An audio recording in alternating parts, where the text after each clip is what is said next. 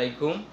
আজকে আমি নবম দশম শ্রেণীর সাধারণ গণিত বইয়ের অনুশীলনী 3.3 এর যে উৎপাদকীয় বিশ্লেষণ করো সেই অঙ্কগুলো আমি করে দেবো। তা করে দেওয়ার আগে আমার এই ইউটিউব চ্যানেলটিকে সাবস্ক্রাইব করবে এবং তোমার বন্ধুদের মাঝে শেয়ার করে দিবে। তো শুরু করা যাক। দেখো x² + 13x + 36, আমরা জানি যে প্রথম চলকের যে পাওয়ার থাকবে তার যদি অর্ধেক হয় তাহলে জানবে সেটা মিডল টার্ম হবে। তা আমার প্রথম প্রশ্ন হলো এর সহগ আছে এটি 1, তাহলে 1 দিয়ে আমি যদি 36 গুণ দেই তাহলে কত হবে?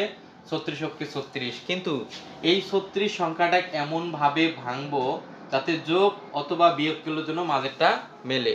এই 36 সংখ্যাটা এমন ভাবে ভাঙবো যাতে যোগ অথবা বিয়োগ করলে যেন মাঝেরটা মেলে। তাহলে আসি 4 নং কত হয়? 36। 4 নং কত হয়? 36। তাহলে 4 আর 9 যদি আমি গুণ দেই তাহলে কত হবে? আবার 36। কিন্তু এই 4 আর 9 কি করলে আমার 13 হবে? যোগ করলে 13 হবে। কিন্তু এই যে 13 এর সাথে যে x আছে তাই আমার এই জায়গাতে x দিতে হবে, এই জায়গাতে কি দিতে হবে? x দিতে হবে। যা চলক থাকবে তাই দিতে হবে। তাহলে আমাকে যোগ চিহ্ন দিতে হবে। তাহলে দেখো x² + 9x + 4x প্লাস কত হবে?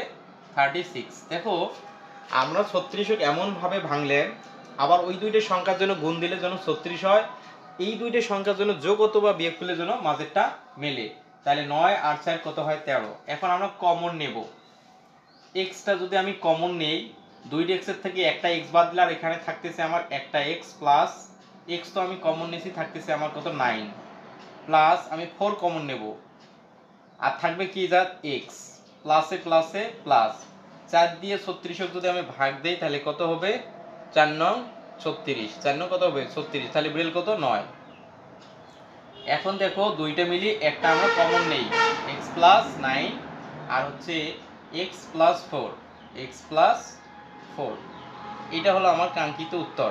আশা করি বুঝেছো। তো আজকে এই পর্যন্ত। আল্লাহ হাফেজ।